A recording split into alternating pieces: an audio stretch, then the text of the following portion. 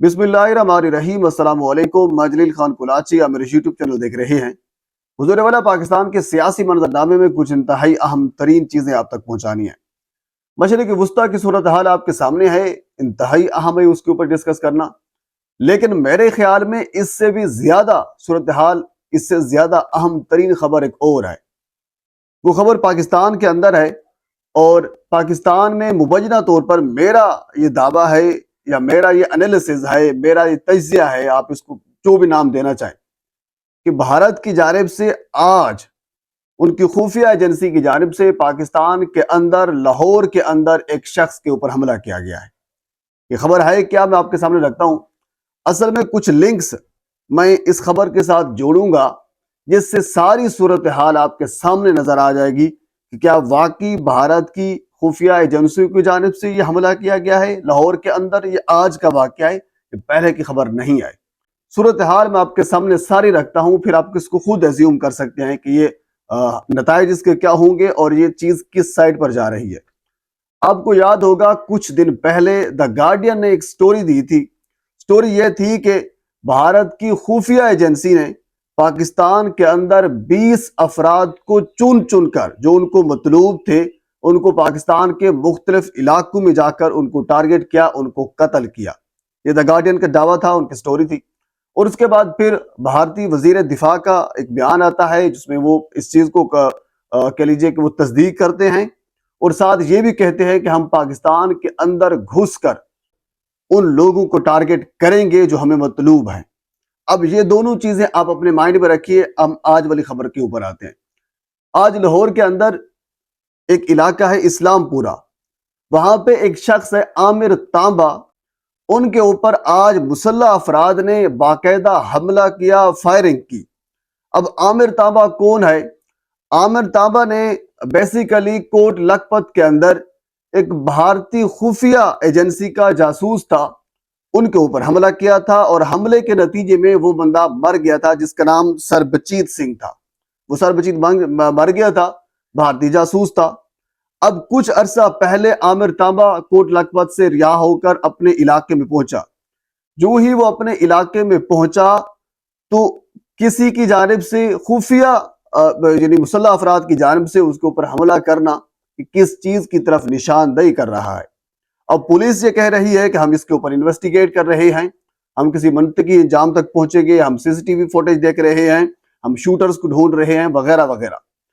तो पिछली स्टोरीज में आपके सामने रखी थी, द गार्डियन की स्टोरी थी, भारतीय वजीर दिफा का बयान था और इसके बाद फिर आमिर तांबा का जो बैकग्राउंड था। इन तमाम तर चीजों को मद्देनजर रखते हुए नतीजा क्या निकलता है कि क्या मुसल्लह अफराद जो थे जिन्होंने आमिर तांबा के ऊपर हमला किया है वो कौन हो सकते हैं?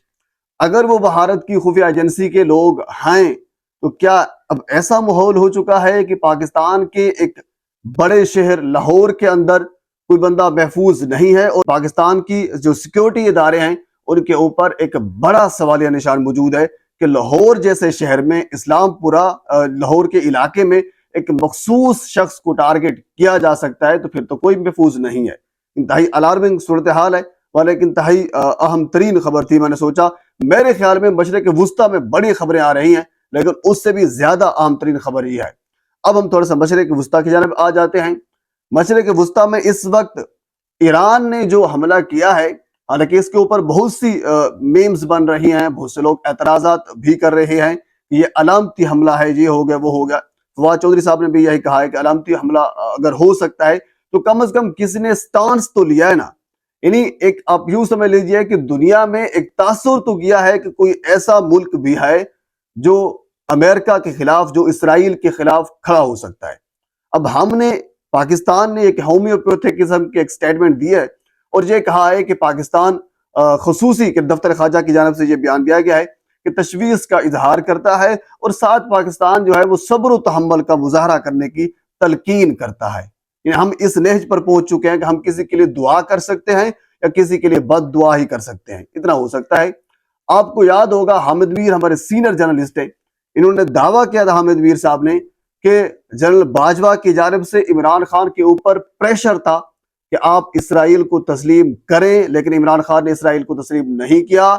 उनका एक वाज़ेह मौक़िफ़ था कि हम कायद आज़म के उस فرمان کے اوپر، قائد اعظم کے ان الفاظ کے اوپر پابند ہیں۔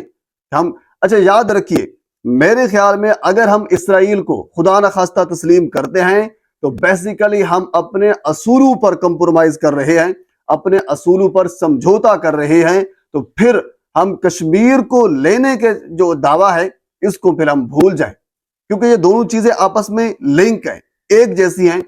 واضح مطلب یہی ہوگا کہ ہم کشمیر بھارت کو دینے جا رہے ہیں جب ہم بات کرتے ہیں اسرائیل کو ماننے کی یا پھر نہ ماننے کی، کیونکہ ہمارے وزراء اس قسم کے ٹاؤٹ بھی آئے ہیں، جس طرح انوار الحق ہے، اس قسم کے لوگ آ جاتے ہیں جو یہ کہتے ہیں کہ قائد اعظم کا بیان جو ہے وہ کوئی حدیث نہیں ہے۔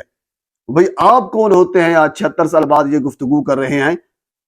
حدیث بالکل نہیں ہے، لیکن تھوڑا سا قومیں صرف 75 سال گزرنے کے باوجود نہیں، میرے خیال میں اگر 75-100 سال بھی گزر جائے تو قومیں اپنے اصولوں پر کمپرومائز نہیں کرتی، جو کہ آپ کرنے جا رہے ہیں۔ یہ ہومیوپیتھک قسم کا جو جواب ہے، یہ میرے خیال میں پاکستانی عوام کے اوپر ایک غضب ہو سکتا ہے۔ اب اس کے آگے میں کچھ نہیں کہہ سکتا، اتنا ہی کافی ہے۔ اچھا، اس سے آگے ہم پاکستان کے جو سیاسی منظرنامہ ہے اس کے اوپر آ جاتے ہیں۔ سیاسی منظرنامے میں پنجاب کے اندر ایک خبر میرے سامنے آج گزری ہے، وہ یہ ہے کہ پنجاب آپ جانتے ہیں پاکستان کا 65% ہے، یعنی 65% پنجاب پر مشتمل ہے پاکستان آبادی کے حوالے سے۔ اور پنجاب کے جیسے بڑے صوبے کے اندر اس وقت مریم نواز صاحبہ جو ہیں وہ وزیر اعلیٰ پنجاب ہیں، اور اس وقت جو سکول کے بچے ہیں ان کو کتابیں نہیں دی گئی، اور امید یہی لگ رہی ہے جہاں تک میں نے ریسرچ کی ہے، تقریباً کوئی اگر سال کے آخر میں یا پھر سال کے درمیان میں بچوں کو کتابیں دی جائیں گی جب ان کو ضرورت ہی نہیں ہوگی۔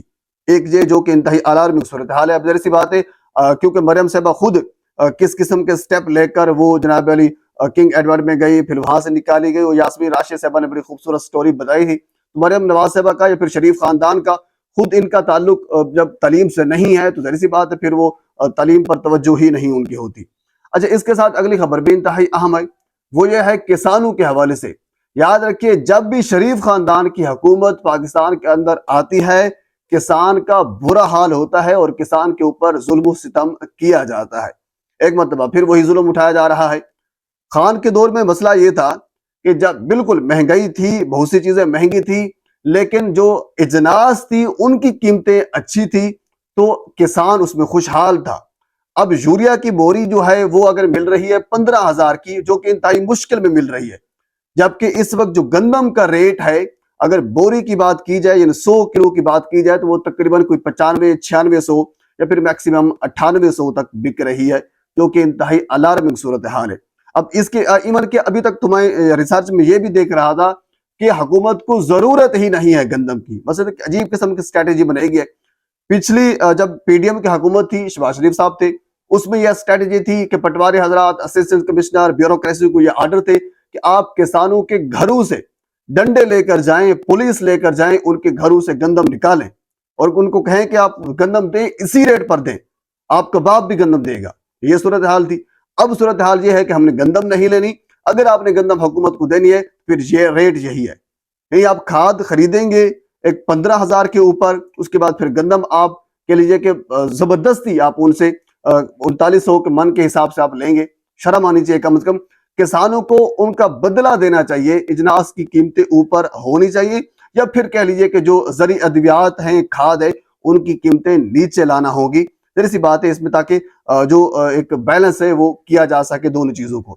بہرحال پاکستان کی سیاسی معاملات میں اور بہت سی چیزیں ہیں، اگلی ویڈیو میں آپ کے ساتھ میں ضرور شیئر کروں گا۔ ایک مرتبہ آپ سے گزارش ہے میرے چینل کو سبسکرائب کر دیں تاکہ آنے والی ہر انفارمیٹیو ویڈیو آپ تک پہنچ سکے۔ اللہ حافظ۔